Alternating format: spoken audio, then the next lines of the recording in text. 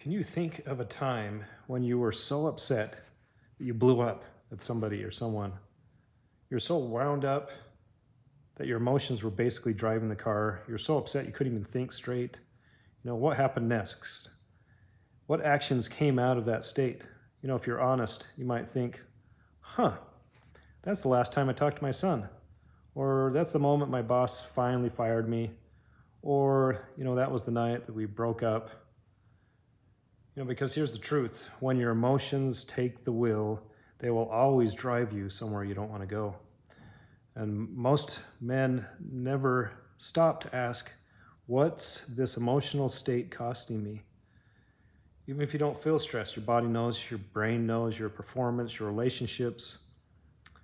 You've probably heard the study about the lady who was stressed at work, and a year later she was on 6 different medications, not because she got old, but because she lived every day in an emotional pressure cooker.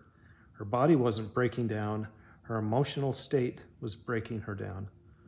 And a lot of guys live the same way, always irritated, always on edge, like one trigger away from doing something that they regret. But here's the part that most men never learn. You don't have to live at the mercy of how you feel in the moment. You can train your mind the same way you train your body, by controlling your thoughts, therefore controlling your emotions, then your actions and your results. Change the thought, change everything downstream.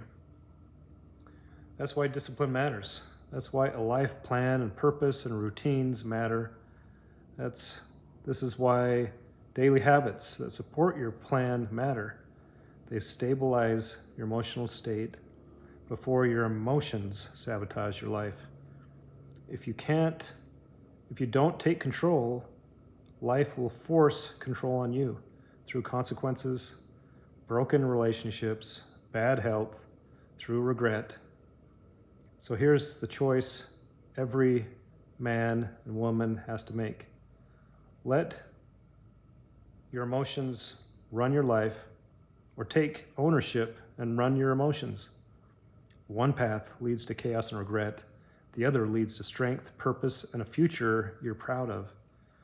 Choose the path of control. Choose the path of discipline, because a man that masters himself will never be mastered by anything or anyone else.